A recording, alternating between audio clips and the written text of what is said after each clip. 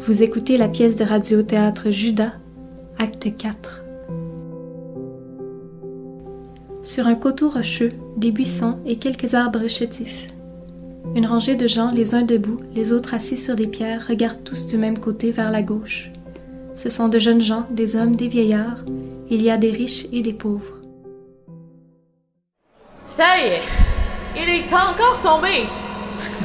Il n'arrivera jamais jusqu'en haut. D'abord, c'est un scandale. La loi, c'est une croix en bois de pin. Et celle-là pèse 2 fois plus parce qu'elle est en bois d'olivier. Si tu peux voir ça d'ici, tu as de bons yeux. Seigneur, je l'ai vu faire dans l'atelier de Zacharie et je m'y connais. Je suis charpentier. Si tu es charpentier, alors ferme-la. Ce n'est pas un jour de gloire pour la corporation.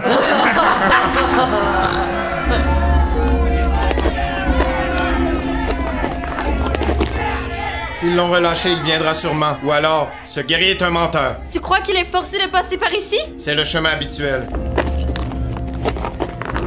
Père, le voilà! Ils vont le crucifier! Seigneur Centurion, tu lui avais promis la liberté. Tout à l'heure! Le temps de liquider le roi des Juifs et on te le rend. Et je t'en remercie, Seigneur.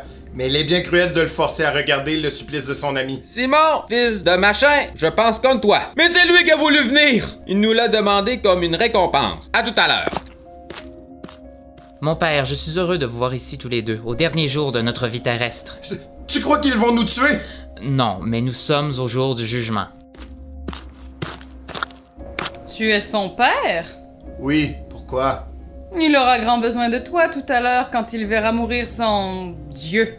Judas, je vais rester auprès de toi. Toi qui es une puissante de la terre, toi qui es curieuse d'une agonie, pourquoi ne vas-tu pas jusqu'au bord de la croix? Oh, le supplice d'un innocent ne peut pas étonner quelqu'un qui vient de Rome. Non, le spectacle n'est pas là-haut. Ce qui m'intéresse, c'est toi. Pourquoi? Parce que tu es un homme. J'aime les hommes, surtout dans leurs erreurs. La tienne est tragique et tu vas souffrir de n'avoir pas su raisonner. D'ailleurs, malgré tout ton courage, je vois bien que tu souffres déjà. Ne crois pas que j'ai peur pour lui. Alors viens t'asseoir près de moi, tu verras le cortège et la foule joyeuse qui a réclamé son supplice et qui est ici pour le voir mourir. Tout ce qui se passe sur Terre n'a désormais plus d'importance. C'est les cieux qu'il faut regarder. Tu crois donc toujours qu'il est le Messie? C'est maintenant qu'il va se proclamer. Tu sais qu'ils l'ont fouetté jusqu'au sang? S'ils l'ont fait, c'est qu'il l'a permis. Qu'est-ce qu'on peut répondre à ça? Dis-moi, pourquoi tu voulais venir ici? Que comptes-tu faire? Je ne suis plus qu'un homme parmi les autres, et parmi les autres, j'attends le jugement de l'Éternel. Que tu supposes favorable pour toi. Ne le crois pas. J'ai fait le compte de mes fautes et mon seul espoir est mon repentir. Tu es un prétentieux, Judas. Car tu crois qu'il existe un Dieu unique, maître de l'univers et père des étoiles, et que ce Dieu s'occupe des hommes, et surtout des Juifs, et surtout de toi.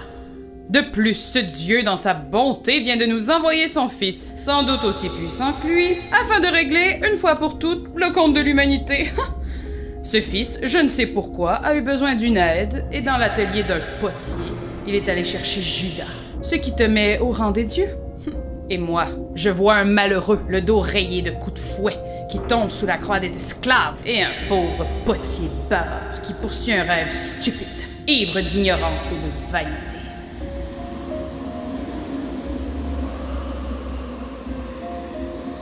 Seigneur, est-ce que nous pouvons rester là? Moi, ça ne me gêne pas. Myriam, on ne va pas plus près des croix? J'ai un ami dans les soldats. Il m'a promis des places au premier rang. Merci. Tu vois, il y a beaucoup de monde, c'est bon ça. C'est bon pour leur éducation. La vue du châtiment des criminels, c'est très important. Regarde, il y a 2 voleurs et puis un rabbin sacrilège. Un menteur qui a mal parlé de l'Éternel. Avant que la nuit soit venue, tu regretteras ces paroles. Pourquoi? Là-haut, il y aura peut-être de la bagarre. Qui t'a dit ça? Il paraît que ce rabbi a des amis. Ils sont 12. Ils vont essayer de le délivrer. Ça m'étonnerait. Je les ai vus cette nuit à l'arrestation. Ils m'ont pas fait l'effet d'être bien courageux. C'est plutôt du type course à pied. D'ailleurs, s'ils ont continué à la même vitesse, ils doivent pas être loin de Nazareth. Si un homme libre, avant le supplice, veut prouver l'innocence de Jésus de Nazareth, qu'il vienne témoigner au pied de la croix. Si un homme libre s'oppose à l'exécution, nous referons tout le procès. Qui veut parler pour Jésus de Nazareth? Moi! Tu n'es donc pas très sûr du miracle et tu regrettes de l'avoir livré? Quel est ce Dieu qui a besoin de toi? Quel homme libre veut parler pour Jésus de Nazareth? Et pas une voix ne s'élève. Est-ce qu'une femme peut témoigner? Les femmes, ça ne compte pas. Tu serais monté jusqu'au calvaire? Oui, puisque tu dis qu'il est innocent. Bien, devant Dieu, tu y es allé. Quel homme libre veut parler pour Jésus de Nazareth? Et toi, mon père, que dis-tu? Moi, ma religion me défend de prendre le parti d'un sacrilège. Je regrette de le voir ici, et sans te le dire, j'ai prié pour lui. J'ai demandé à l'Éternel qu'il lui pardonne, que son âme soit sauvée. Père, en disant cette parole, tu viens de te sauver toi-même. Loué soit l'Éternel. Sur le bord de l'abîme, il a tendu la main à ceux que j'aime, et dans le royaume du Père, nous sommes réunis ce soir. Ce coup-ci, c'est fini. Il peut plus se relever. Les soldats mettent la croix sur le dos d'un type qui suivait. Il doit faire une drôle de gueule. Un autre homme porte la croix? Et il la porte bien. C'est un costaud. C'est un apôtre, un de mes frères. Je ne crois pas parce qu'il me semble que je le connais. Mais oui, c'est Simon de Cyrène. Oh, c'est bien le père d'Alexandre. Ah, le pauvre homme, quel malheur! Ne le plains pas, il est sauvé. Voilà donc 4 personnes de sauvées, mais comme j'en vois 1 millier, la proportion me paraît faible. Vraiment, de tous les dieux connus, le tien serait le plus cruel, s'il existait. Enfin, dans 1 heure, nous serons fixés. Lui aussi, mais avec des clous. Qui c'est qui a les clous? Mais personne n'a parlé de clous. Eh ben mon vieux, si on a oublié les clous, on va nous passer quelque chose. Si on m'avait confié ce tordu, moi j'y aurais pensé aux clous. Voilà le signe, voilà le sursis que l'Éternel nous accorde. Combien en as-tu? 6, 7, 8, 9. Il y en a 9, et des beaux. Et qu'est-ce que tu veux qu'on foute avec 9 clous? 4 pour chacun, un de rabieux. Mais ils sont 3. Ils ont rajouté le blond au dernier moment. Avec 3 clous pour chacun, c'est risqué. S'il y en a un qui tombe du perchoir. C'est pas le tout de placer des clous, faut savoir où tu les places. Moi, je... Toi, ferme ta gueule et marche. Celui-là, il faut toujours qu'il critique, qu'il explique. Alors, ça vient? Ça vient. Alors maniez-vous. Il y a déjà les prêtres là-haut et ça gueule comme des putois. Viens vite, Abner, ça va commencer. Complainte morale du charpentier de Nazareth. Bonnes gens, écoutez l'histoire de ce Jésus le charpentier. Dans sa boutique humide et noire, il faisait bien son beau métier. De pain de mélèze, sciait les tenons, creusait la mortaise à la perfection. Et puis soudain, saisi de folie, le rabot lui tombe des mains et disant « Je suis le Messie !» il s'en va sur les grands chemins. On déshabille le fils de Dieu. Son père n'a pas l'air de s'occuper de lui. Il a trouvé 12 compères, tous très malins, très dégourdis. L'en font voir de toute manière aux villageois abasourdis. L'aveugle y voit clair, et le boiteux saute en l'air. Les faux maccabées sont ressuscités. Et le peuple qui les admire se prosterne avec ferveur. Il y en a même qui osent dire « Ce Jésus est notre sauveur !» En étant le rabbi sur la croix. Il se laisse faire. Ils sont 4 à le tenir. Ça prouve que les clous sont bien arrivés. En somme, à genoux, tu pries Dieu de ne pas crucifier Dieu. Et on lui cloue la main gauche. Alors Judas, l'ami intime, qui était très intelligent, a livré la pauvre victime parce qu'il avait besoin d'argent. À travers la nuit, il est gai de son bruit, pour le désigner, lui donne un baiser. Seigneur, maintenant c'est fini. Laisse-nous repartir. Tant qu'il n'est pas mort, ce n'est pas fini. Cette fois, c'est la main droite. L'on menait chez Ponce Pilate, seul au monde et pas les tremblants. Et le juge en robe écarlate a jugé le Jésus tout blanc. Non! Ne regarde pas, n'écoute pas. Si tu nous viens des prophéties, l'Éternel va te secourir. Mais si tu n'es qu'un faux messie, c'est sur la croix qu'il faut mourir. Si vraiment cet homme est le Christ, c'est maintenant qu'on va le savoir. Si Dieu l'aime, qu'il les délire. Entendez là-haut le bruit du marteau qui frappe à grands coups pour planter les clous. Maintenant, c'est les pieds. Avec un seul clou, il faut avoir les deux à la fois. C'est pas commode. Dernier refrain, moralité. Bonnes gens, méditez en outre la leçon du pauvre Jésus. Il vaut mieux raboter des poutres que se faire clouer dessus. On dresse la croix du rabbi. Ce n'est pas vrai, ce n'est pas vrai. Au secours, à l'assassin, Seigneur, ton fils, le Messie. Ils ont crucifié le Messie.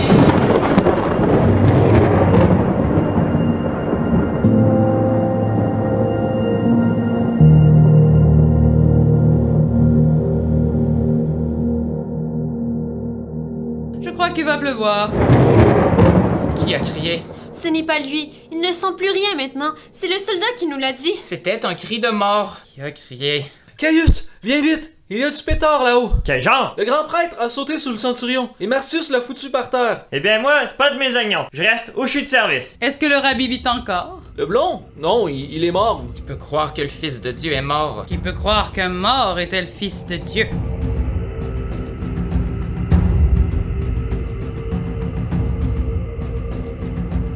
Eh bien, Phocas, quelle nouvelle? Aucune, ce Jésus est mort. Déjà? Seigneur, il n'a pu tenir que 3 heures. On l'avait fouetté de trop bon cœur. Eh bien, Judas, as-tu compris? Où était le piège de Dieu? Il y avait le piège des prêtres. Et ton pauvre ami s'y est pris. Alors, tu n'as pas vu de signe dans le ciel? Non, mais j'ai vu le supplice de l'autre sur le visage de celui-ci. Ôtez-lui ses fers, tu es libre.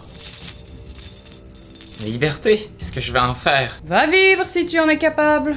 Si tu ne veux pas vivre, meurs. Seigneur, l'exécution est illégale. L'imposteur est mort. Il n'a tenu que 3 heures sur la croix. Et il est mort. Il faut que le centurion soit jugé. C'est lui le coupable. Il a tué d'un coup de lance. Je l'ai vu. C'est un crime contre la loi romaine. Marcius, que s'est-il passé? Il y a eu tant de lumière d'un coup. Tant de lumière. Où sont tes armes? Je ne sais pas. Cet homme est malade ou il est ivre. Judas, tu avais raison, écoute. Garde à vous, au rapport. Que s'est-il passé? Je ne sais pas, je tremblais, mais je n'avais pas peur. Tout d'un coup, il m'a fait comme une espèce de sourire. Alors moi, j'ai poussé ma lance dans son flanc. Il a fait un long cri. Et il est mort. Fais arrêter cet homme, il vient d'avouer. Marcius, éveille-toi. Quelle est cette folie? Il n'y avait rien d'autre à faire. Et quand j'ai retiré le fer, j'ai senti sur ma main 3 petites brûlures. C'était 3 gouttes de son sang. Alors la lumière est venue comme une espèce de musique. Et moi, j'ai compris tout d'un coup que j'avais gagné la vie éternelle.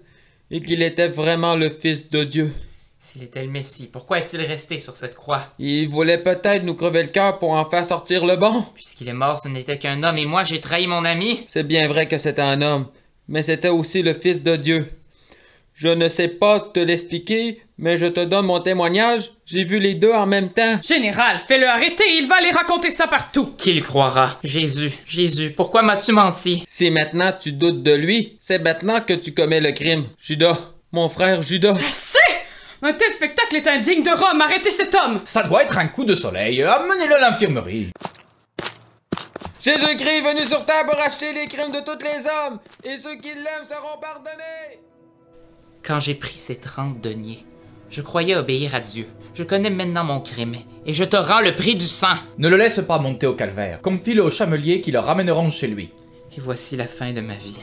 Retourne chez toi et reprends ta pioche. Pendant la pauvre vie des hommes, il vaut mieux regarder la terre que le ciel. Alors là-haut, il n'y a personne? Il n'y a rien? Si, des nuages.